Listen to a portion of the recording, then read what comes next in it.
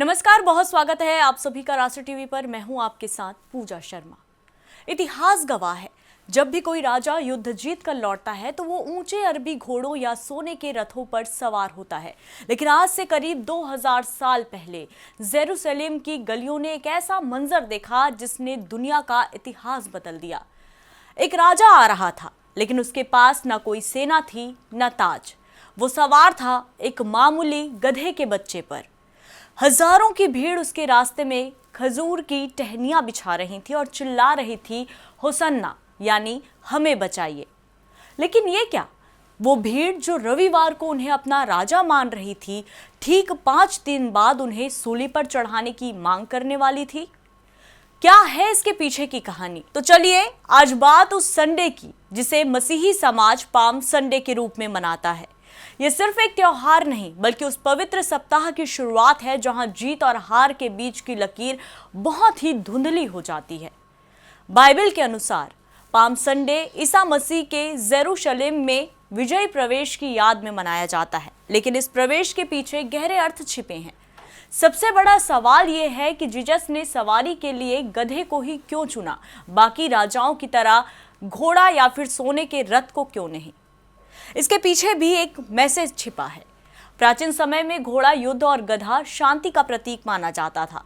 यीशु ने गधे को चुनकर संदेश दिया कि वो शांति के राजकुमार हैं।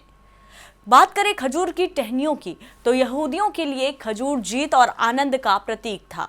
और होसाना के रहस्य की बात करें तो ये शब्द इब्रानी भाषा के होशियाना से आया है, जिसका मतलब है हमें बचाइए। ये दिन ईसाई कैलेंडर में सबसे विरोधाभासी है। चर्च की प्रार्थनाओं में पहले तो खुशियां मनाई जाती है, लेकिन फिर अचानक माहौल गंभीर हो जाता है, क्योंकि यहीं से उनके दुख भोग की कहानी शुरू होती है। पूरी दुनिया में पाम संडे मनाया जाता है, लेकिन अगर बात भारत की जाए तो खासकर गोवा का नजारा इस दिन बिल्कुल अलग होता है। यहाँ इसे कोंकणी में रामचो एतार कहा जाता है।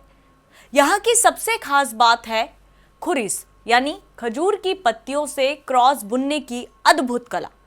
गोवा के हर घर में आप इन खूबसूरत बुनी हुई पत्तियों को देख सकते हैं। लोग इन पत्तियों को अपने घर के दरवाजे पर लगाते हैं। माना जाता है कि ये साल भर घर को बुरी शक्तियों और प्राकृतिक आपदाओं से बचाती है। लेकिन सबसे दिलचस्प बात यह है कि इन पत्तियों को फेंका नहीं जाता। अगले साल इन्हें जलाकर इनकी राख बनाई जाती है, जिसका इस्तेमाल ऐश वेडनेसडे पर किया जाता है। अगर आप इस दिन गोवा में हैं तो राजधानी पणजी का नजारा आपको मंत्रमुग्ध कर देगा। पणजी चर्च की उस मशहूर सफेद सीढ़ियों पर एक विशाल जुलूस निकलता है, जिसे क्रूस आस कोस्तस कहते हैं। यहाँ यीशु की एक आदमकद प्रतिमा को कंधे पर उठाकर घुमाया जाता है। सस्पेंस तब बढ़ता है जब एक छोटी लड़की वेरोनिका बनकर सामने आती है और कोंकणी में एक दर्द भरा विलाप गीत गाती है। वो एक कपड़ा खोलती है जिस पर यीशु के चेहरे की छाप होती है। ये दृश्य देखकर वहां मौजूद हजारों लोगों की आंखें नम हो जाती हैं।